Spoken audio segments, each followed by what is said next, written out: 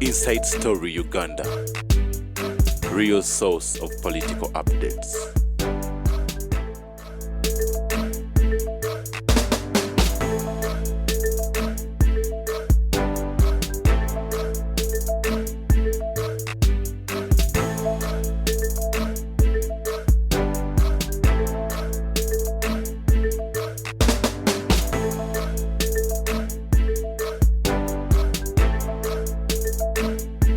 Inside Story Uganda. Kale olunaku olwaleero omukukunavu yatuuse dda. Omukukunavu ensonga zitambula zitya naye ebintu byabano bizibu. Nali mmanyi nti mu famire omugagga yabeera baaba chairman w'ekibiina ky'abashuma ate yalikodinga pulogulaamu zino n'azitwalira mukama we Ssentebe kagyeko kakati ate Ssentebe yalikodinga n'atwalira mukama we ekyo kitegeeza mubadde mumuttidde olunaku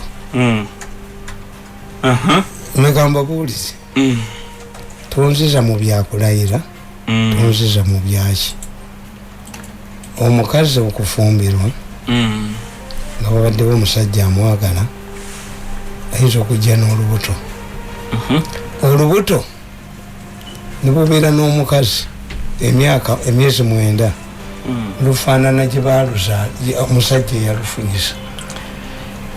tekiriiko nti nno olw'okuba obaddeko naye nti luyinza okufaanana era abakazi bazaala abaana ng'embuto bajja nazo. Abaganda bagaasa okutegaho olubbobo. Ekyo tekiriyo. Walabyeko omwana afaanana bulangiti obwessuuka. Omwana afaanana bulangiti. Ate afaanana jjajjaawo ataaliwo nga bamuzaala. Okulayiza is not an issue. Bashir yalayira 2 years was gone. Waliwo omusajja Chilensesco mu Romania yalayira naye efuna 99% within a very short time. Been overthrown, never mutani mukazi. So the issue of okulayira, in my opinion, is not the issue. Ensonga erirudda wa. Tulabye abafumbiddwa.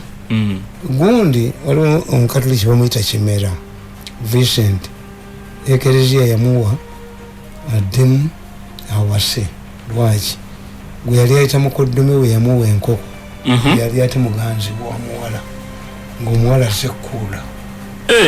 Yes. Therefore, what is important to the president? Nze nabagamba nze sina kye ntya kuwogera lwaki omwana afaanana taata we tebamutwala mu DNA. Lwaki kasooga nti nnyoko yakulogoosa anoofe. If Museveni develops a feeling that I'm anti him, aba takyalina muntu. Banze kitange yangamba olindanga mukama wo naggoba.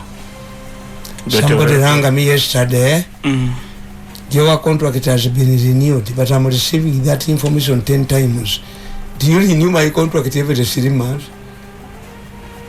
So kinga chize chitianga they are in panic.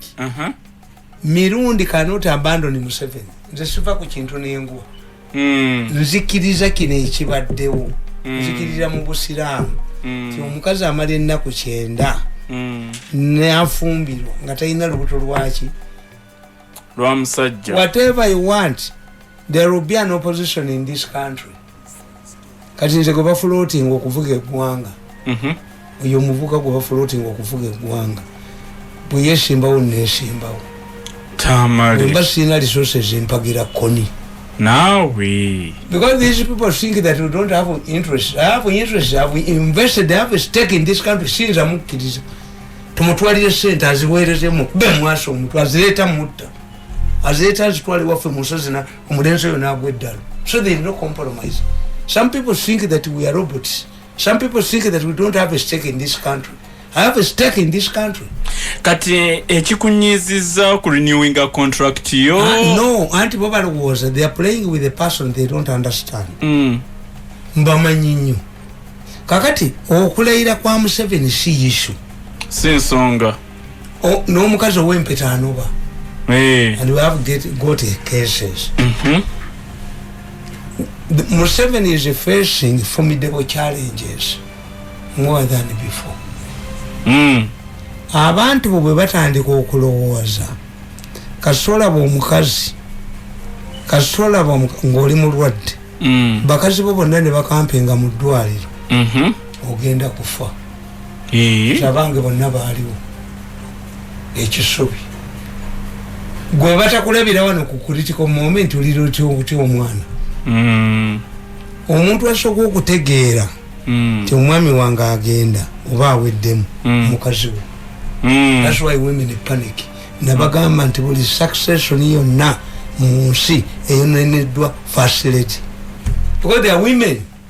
Omukazi will live longer. There are many widows than widowers. First family yeyonoona ki?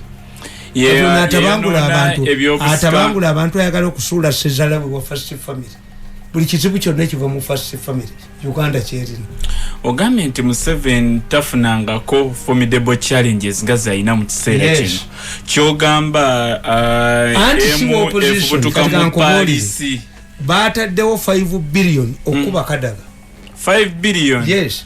Buli mubaka wa parliament agenda okulayira bamuwadde $20 million. 20 million. Okola celebration ewo. Kadaga yani. Kadaga is a human being. Naye jogo lyabwe eribali mu mutwe ate bo tebategedde banenjagala abasoga kyabazinga wamulabye ekololo wamulabyeyo kyabazinga yetamanyi nti mugobamu akantu kange akayingidde andikateka cannot be pressed naye jogo eribali mu mutwe tebalina okuba buli muntu yenna you are going to create another mirundi bali balooza ndi mwangu.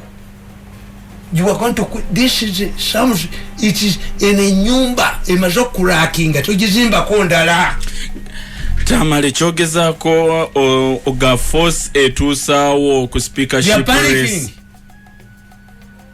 nankabirwa 5 billion go and attack Kadaga beyanako nziri confrontations zali mu parliament Kadaga singa kirize ekifo ekirala kyonna ojamulumba jamukuba mu malewo Kadaga should go home. Ejogo lyabwe lyonna livagwe mutwe bana basajja buli lwokkiriza okunya ku mutwe n'okunyaalako tebakuwadde omulimu nze nagaana. I refused. Toyinza kunya ku mutwe n'onyaalako nagaana ogwange tebaguniyaako kuba nina bye neekise oyo omuvuga nwanyisa nsobola. Naye Kadaga lwaki bamulwanye nnyo? Anti baagala okuba buli muntu yenna challenge w'omulenzi ono. Omulenzi ajja kutta ne sezaalawe. Kakubira akatambi okawulire kati ki chairman kuwekiri bali mwezo wakite mugoba kisajja kino ku kyalo bali mwezo ekisajja okimanyi ki chairman ekiri mu organize ekiri buli wamu ekiri buli mu kiri myandisi ekiziko kati kyogerereko. This is our country.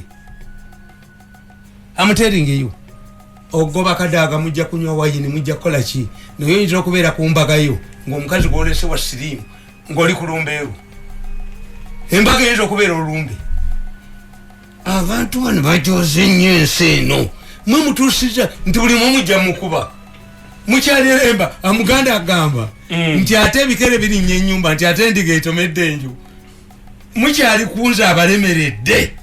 Museveni yabakubidde essimu yayise katumwebaze nagamba mu fellowship gye muliko gwe make yourself relevant kabagambye katumwebaze nakakubidde essimu nenkaga nti gwe wadduse wayogedde naye nimugayo yomuvuka muveeka yo randi mayini yes yasigadde bwomu lwa bwikali tiyasigala omu ndijogo lye namuwaga bajja kuyika mu luguudo nti mujja kudduka mmwe.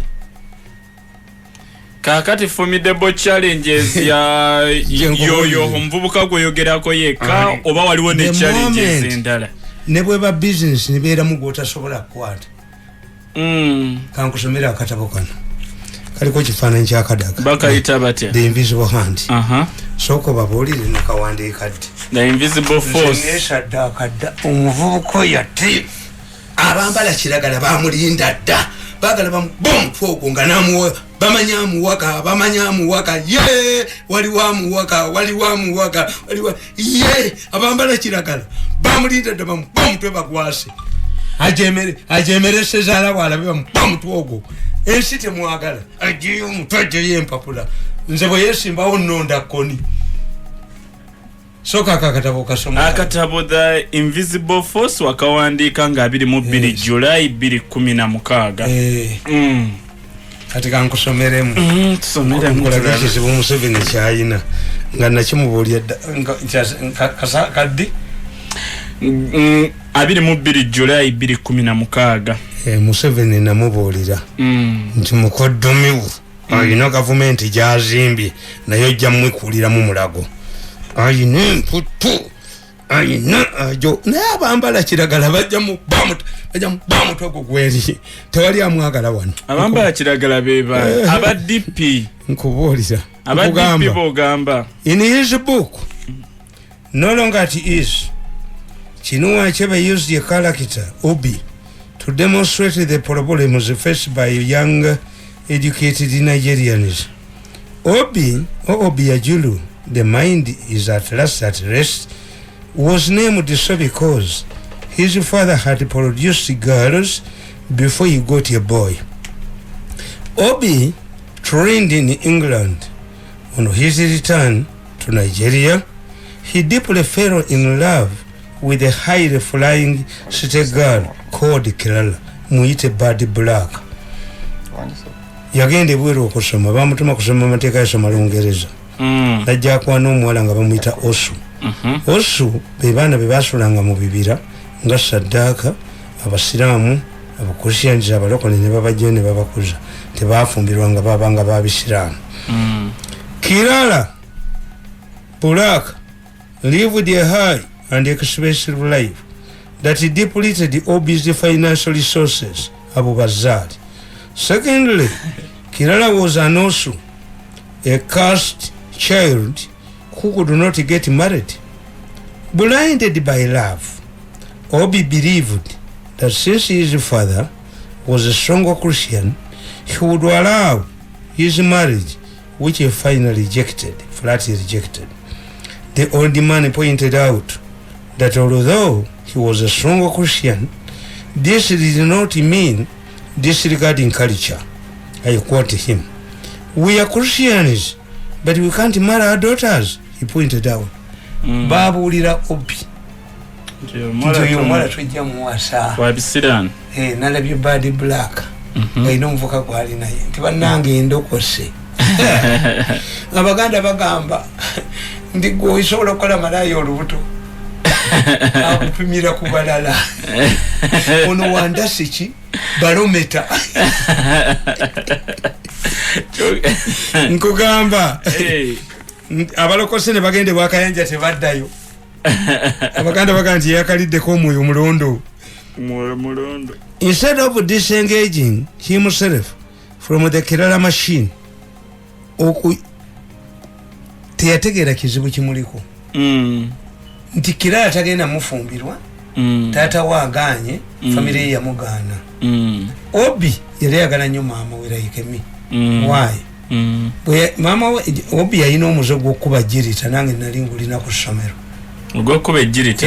Gwe gutya? Ejjirita twagiteekanga mu desike n'ogikubanga entongooli.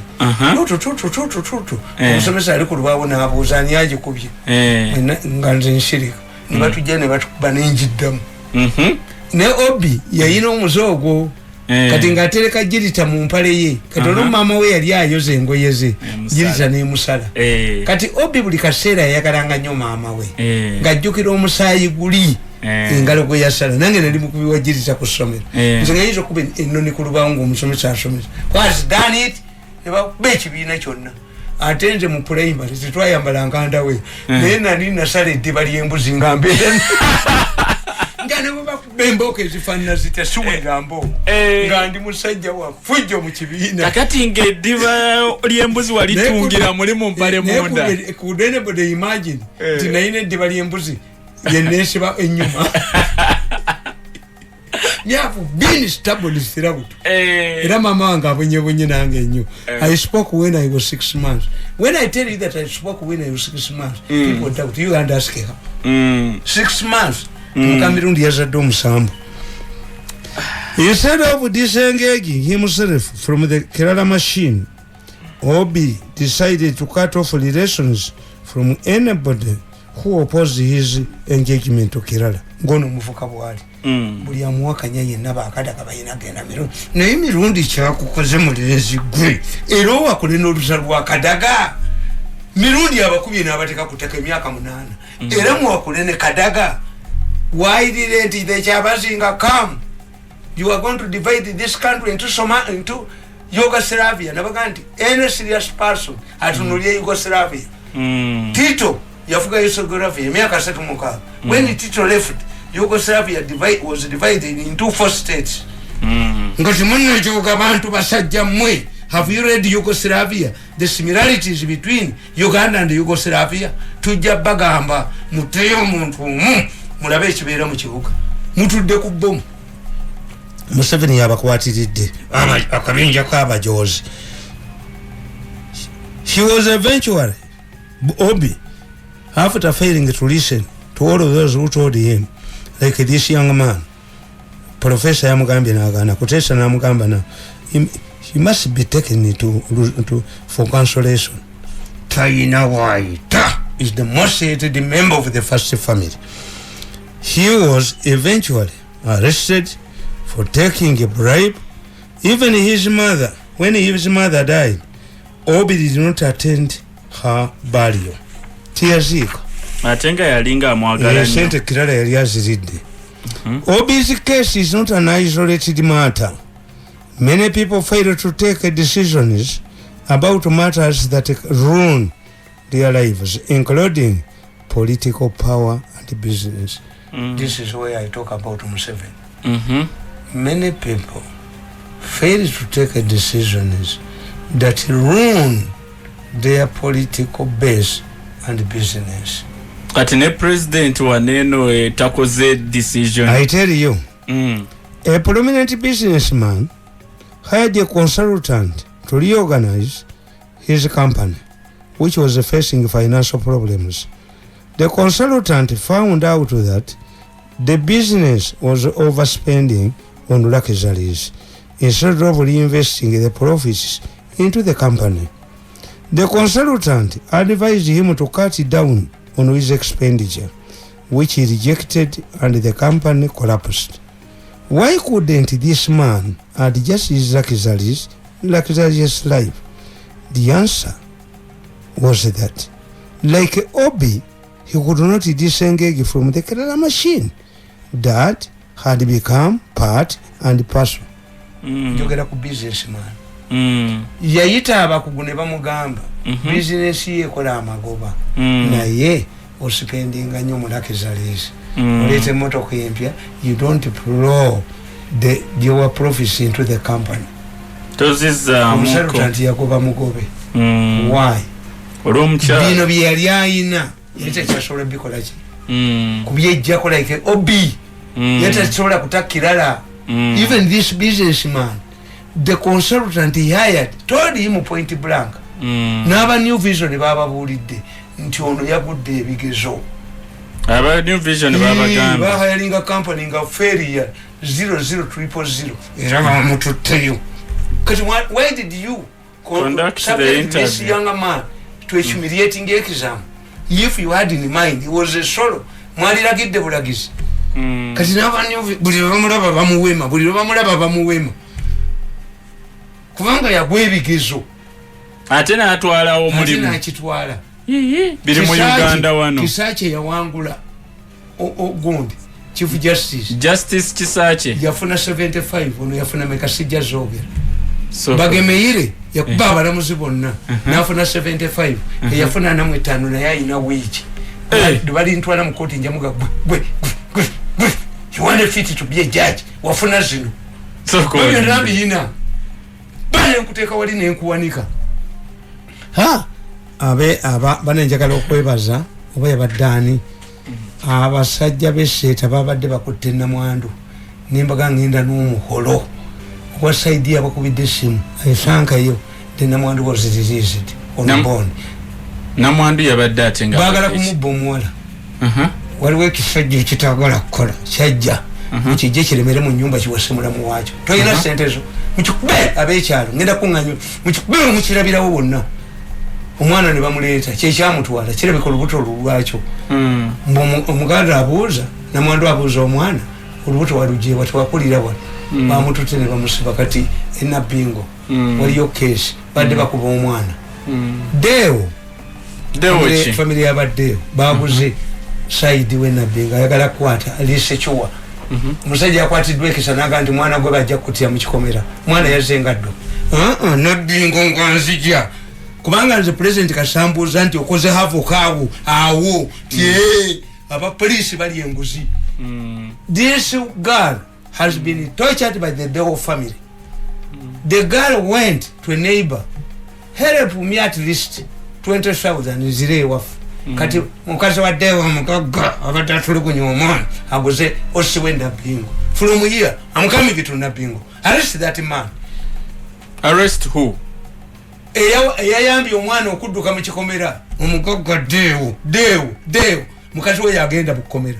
Take your wife wearing it to the prison. Zeshisaga ebyo tuyina okuyamba Museveni okuwawaagula abantu bano.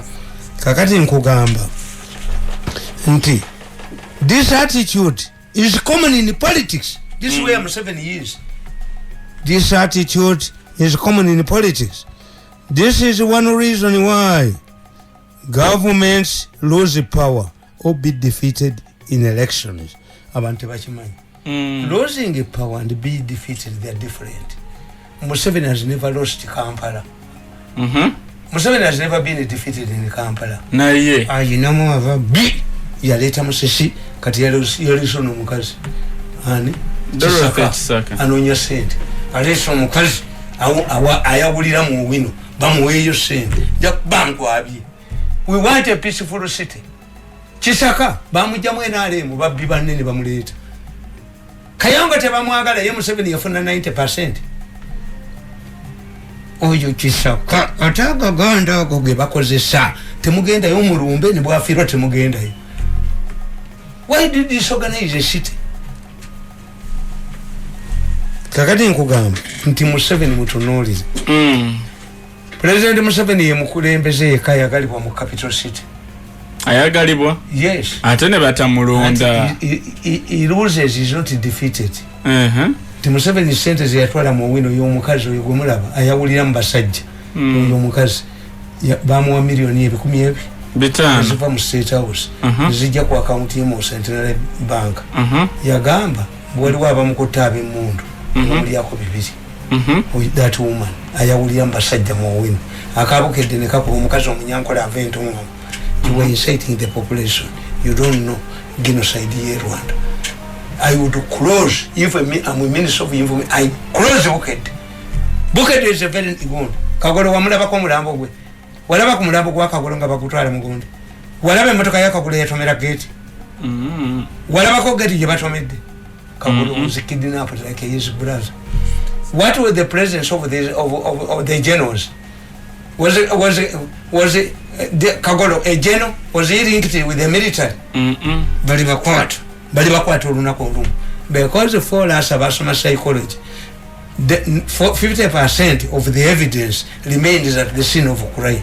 One day abaana ba Kagoro bayali nabo baliwo abali mu motoka kati zinaba kutenga bagamba waliwo ogundi wange ompolisi abadde nkuuma baga nnyo kulinyuka contract and I talked to my friends in the police naye nabakutenga bagamba twali twagala oyo mujjewo baleeta omulala ambattula essasi bano beyasanzewo bamutte evidence efe namulembeka omuze musasula sente until this matter reaches the president with evidence.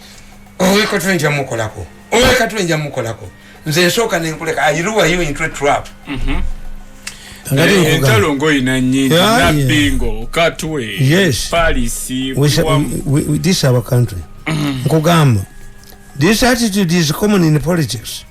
This is one reason why governments lose power or be defeated in the elections. Losing power means that the government embarked on a self-destruction mission. It did mistakes that were avoidable. A defeat means that voters wanted a change. It does not depend on the performance of the government. Therefore, in many cases, leaders operate like Obi. They find themselves at a point of no return. Katika nkubulire, Ministry ya Health infu, elimu Diana. Kakati kandi Museveni, ajawo Diana. Minister Education, elimu mshahara. Can anybody criticize that Minister of Education? And is powerful. Minister of Education and Sports. These are not political landmines. Except a man like me, I'm into Museveni, the woman again in the Mugan, who you Mukoyagan for me in Nazara. Attention, Mukube. There is panicking. Kubanga as I invest, Namutegera Jakugwa. Nkugam. Interesting is it, like Obi, who spent all his income on Kerala while he abandoned his poor and old parents. Political leaders like Museveni are forced to commit mistakes and fail to consolidate themselves into power, but only appease a group that looks to be very important to them. In 1983, following a failed coup in Kenya, President Daniel Arap Moi failed to address the prevailing situation and instead resorted to violence. The president failed to understand the real masterminders of the failed coup. Nakati President Museveni tamanyi nti ekitongole kya tabaniwe special forces bakiyingiramu ate ne bakikoleramu ebyefujjo ate mpoza abere indicted. Yes. Abantu badde bagamba nti ekyo kyekibikola ekitongole ngera baloza fa bamuyingiramu Kenya bwe baaleeta ne bagamba nti president wa Kenya anawangulanga mu 4 provinces batta abakikuyu mu Rift Valley baveeyo ne batta bamendelanders e Mombasa baveeyo ne bannaddiini bagenda ewammwe ne bamubuuza who is masterminding this muyabaga nti honestly simumanyi muhoozi tamanyi bamukoleramu andi muhoozi nze abantu baga nti amukuluzi tumuhoozi baga nti omwagala nnyo tomulabako kakyamu nti yegwe amutunda ate sogerangako face naye ku face no ebbanga lino lyonna muhoozi ne sisa wa president omulala bamwita Mariam appreciated what I did to their bond bakkiriza ti natera omubiri wamuyirawo omubiri. Yes, era tumwebaze bwe yagamba namukubidde simu eggulu tumwebaze ne mugadduka ati yali namuga nakulidde ng'oyogera omusajja muddukeko omusajja yali isolated taina support wano tuyinza okunga abantu naddukanga n'empale tagiina nakunamira nazaala we bankuba bati muhoozi herebutimi baga nti mumumme omusaala omusajja aba civil service babuuza Museveni has issued 2 instruments eya gundi ono nabusaayi neyono how come nti ono tumuteeka mbomba nolinjo bati mwebaze mutte mbongende I can give him a job business nenjaku nakana kasajja kana kaumba tutu kana kavesironko kana kokubya baganda ne kabamalawo I can give him a job gero kuwejoko does Mirundi need a job me kakati nkugamba the president Moi like Museveni failed to understand the real masterminders of the failed coup. Neither did he get to know the reasons behind the coup. Bokuba akatambi kaabwe be bakolagana n'abazungu bali Museveni byadde alumba Museveni alumba abazungu naye abatabula abazungu ali nabo. Museveni mwewuunya Kagame abatabula Kagame amasimu abakubira Kagame obutajja bali wano and not far from State House. Isoko linde ate wategeeza nti nabo abazungu babali bubi ate bekyusa ate ne bakolagana nabo bulira akatambi gwegenda buli akatambi bagenda kudduka afende agenda kudduka kino ekirikodi kino bakiteekawo ekirikodi ng'ekigenda kudduka nanyini buyinza yagambye mbw I saw this man baba bagambye the man is a magician ani magician nze mbu majini ge gabakwata basoka kuga nti okozesa fetishes anti oba majini ge gabakwata mwambala amagumba g'embizi tumanyi nti ejini siramu bw'oba oyagala okugoba ejjiini kamba buli bw'oba oyagala okugoba ekiteega oddira ebbaafu n'ogizizika mu mulyango ekiteega tekirinnya lusozi bw'oba oyagala okugoba ejjiini oddira ndabweyayo ogiteeke oba nayitiyo ogiteekemu eggumba ly'embizi ejjiini terirumba mbizi lwaki bw'oba oyagala amayembe okugagoba amayembe tegalaba ku bbi apana nataala ekintu yokka ekikuba ekitambo n'ekyokoola byebikuba kyo kigenda ekyokoola okimanyi ekyokoola kiba mu nyumba kyetuma kyokka bwe weeyazika esuuti yange ekyokoola kisobola okujja nekigamba esuuti njikimi kiwulira oyogera toli ekyokoola abaganda balina ekyokoola kale tebereza okumanya abaganda bagezi nnyo abatuusa abanyarwanda n'abatuusa abalundi omukazi omulundi yaba n'ekiteeko omunyarwanda talina lwaki anti you look what the way the baganda analyze things ebyo n'engeri gye babinterpretingabo in fact I'm writing the wisdom of baganda yes kati gwe bagambye nti oyina amajini naye amajini gatambula ne recorda n'ebyuma bino ebya miso nanyini buyinza bamugambye oyo chairman yagenze temwakalibye ku social media platform yange nabakubye nga bali mu meeting tayali nkugamba nti we did not know like Museveni did not know the mastermind house of the failed coup. Neither did he get it to know the reasons behind the coup. Had he found out in time, he would have made political reforms. However, Moi became more dictatorial than before. He sacked senior army officers, including the Air Force Commander Major General Joseph Kariuki, a Kikuyu, and replaced the Army Commander Major General Joseph Mulinge, a Kamba, with a Somali Major General Muhammad Mohamud, a Somali of Kenyan origin. Moi filled the Kenyan army with the Somalis, whom he believed lacked the appetite for political power. Umanyibuli tubeera umunsi tuyina kye tuyita neutral tribe. This man titebaina kyetaaganyo fatuyita condom baganda condoms nakano kantu yapuse katuge mtu used condoms. This man says, this young man, I prefer to work with the northerners, that's why they want you. You prefer, is this your farm, young man? You would say you prefer to work with the northerners on your farm. This is Uganda. Look at the trend. The deputy governor is a northerner. The chief justice, a northerner. Why are they fighting for Lanya? It falls into this man's description. Baganda condoms, they must be used for businesses. I prefer. Whom are you preferring? On Uganda or your farm? Kill us and see we are prepared for you. But you call a yes from you, Mulabe, what do cut? We got the cigar one. We are your. We want the cigar one. You joke with the Baganda. Abaganda Basilica Webat. Ndoroko Mino, Murenza Mengo. Navuma Museveni. Kubanga Banabane Bamugambi. Tivuma Museveni, you said. Zoko Zemuziribo. Oyo Murenza Yamua comforted to Mumani. Avuma Museveni. Amuvume Kumikola Arabi. Maya Gayogere Chigambo Chimuchi Vuma Museveni, Webunagwera.